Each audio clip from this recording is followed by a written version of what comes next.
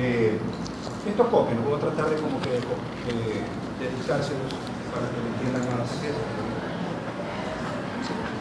En el caso de la desmielinización segmentaria, generalmente el daño primario en relación con el sistema nervioso periférico es con la célula de Schwann, y con el sistema nervioso central es con la oligodendroglio. Lo que pasa es que el proceso primario,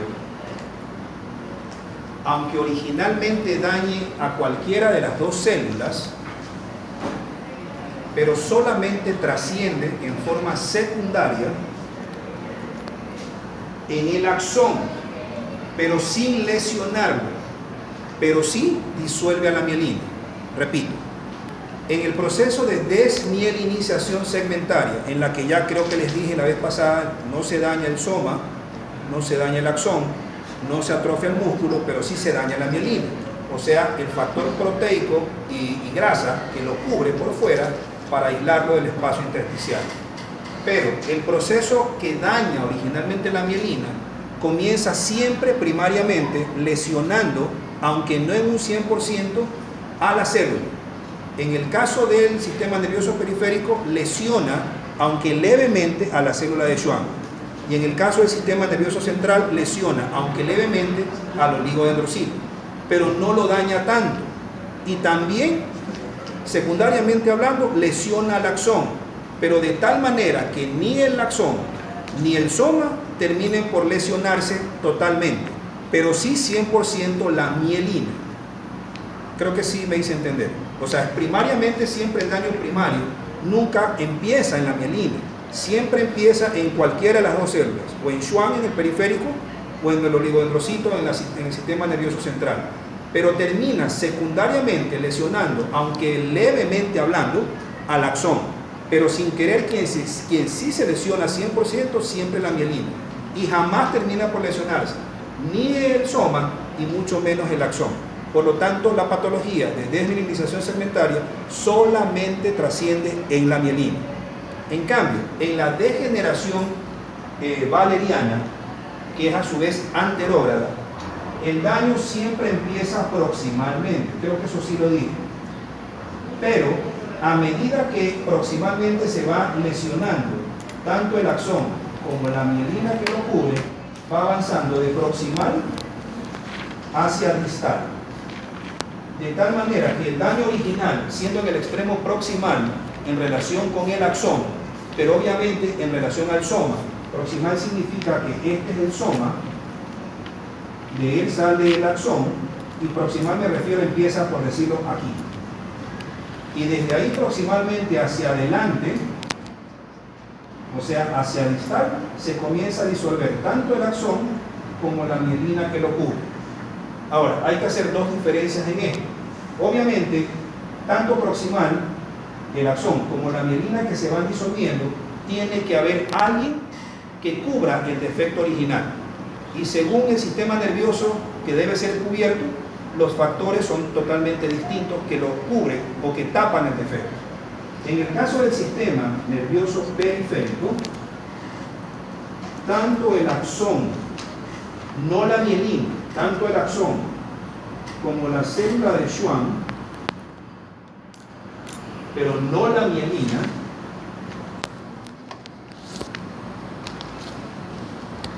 son casi en un 100%, miren que digo casi en un 100%, son reemplazados in situ. In situ significa en el sitio donde está dañándose, por tejido fibroso. Por lo tanto, por fibroblastos in situ.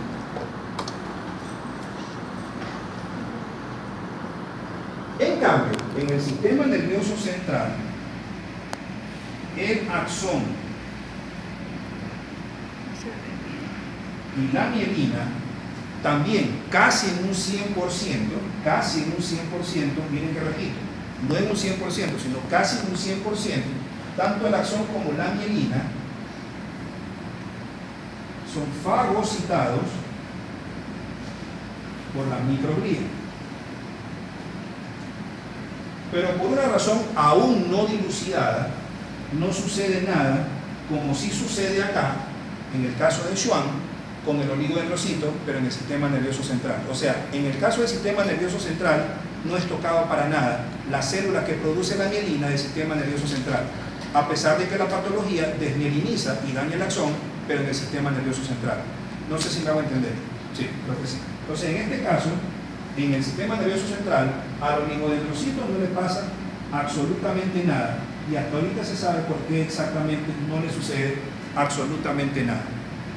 Pero, en gran parte, los axones dañados, además de que son fagocitados por la microglía, un pequeño remanente, o sea, lo que quedaba del casi en un 100%, pongámosle un 5%, o sea, lo que quedó es reemplazado, pero no fagocitado, por astrocitos.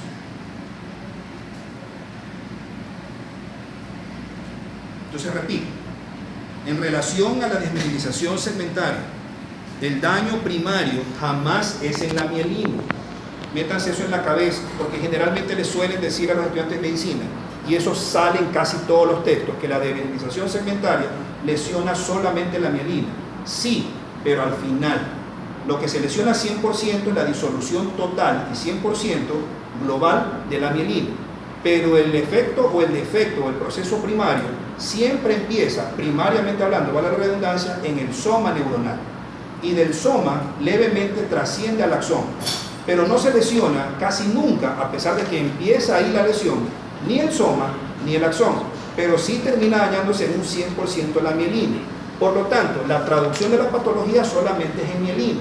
Como solamente se disuelve la mielina, pero se mantiene indemne tanto el soma neuronal como el axón, no hay nunca atrofia muscular, porque el axón permanece 100% intacto y con más ganas 100% intacto el soma de la neurona. Lo contrario, ya sea la degeneración axonal, que es la retrógrada, o la degeneración valeriana, que es la anterógrada, hay que hacer cambios.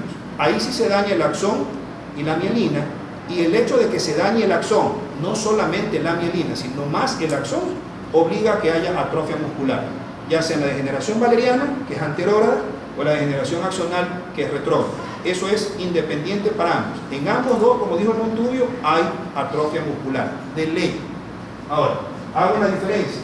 En el caso del sistema nervioso periférico, el axón, no la mielina, después digo lo que pasa con la mielina, el axón, no la mielina, y la célula de Schwann son reemplazados, no fagocitados, sino reemplazados en el sitio donde es el daño y no más allá de ese sitio por fibroblastos. O sea, se transforma por fibroblastos en tejido fibroso, puro y sencillo. En cambio, en el sistema nervioso central, el casi 100% del axón y la mielina son fagocitados por microbio. No se sabe por qué diablos no se lesiona o no se fagocita al oligodendrocito. Probablemente porque no haya necesidad de hacerlo. Quizás esa sea la causa.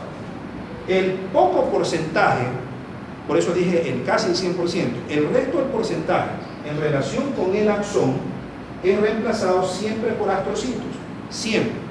Y en las dos patologías y también en la desmielinización segmentaria, miren que repito, en las dos patologías, ya sea en el periférico o en el central, ¿a qué me refiero con las dos formas de patología?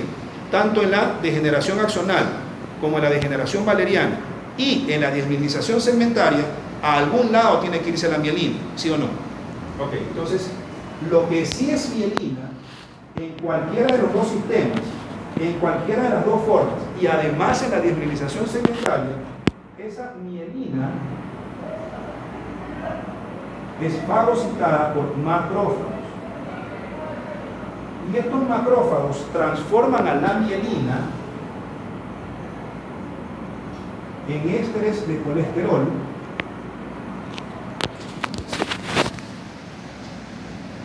y en ácidos grasos. Y estos dos, tanto los ésteres de colesterol como los ácidos grasos, son llevados a la sangre común y corriente. Y un mínimo, recontra mínimo porcentaje que va a quedar En cualquiera de estos dos, o sea, degeneración valeriana y degeneración axonal, queda un remanente muy tenue de axones que quedan sin ser ni fagocitados, ni reemplazados, ni nada, y más lo poquísimo que queda de mielina, y estos de aquí se transforman en el sistema nervioso en un elemento relativamente nuevo que se llama cápsulas de digestión de Cajal, que es sencillamente tejido de reemplazo. Pero esto de aquí solamente debería suceder en el caso de que haya lesión de axón y de mielina. O sea, en la valeriana y en la axonal. Creo que sí me hice entender. Sí. Ok, chévere. Sigamos.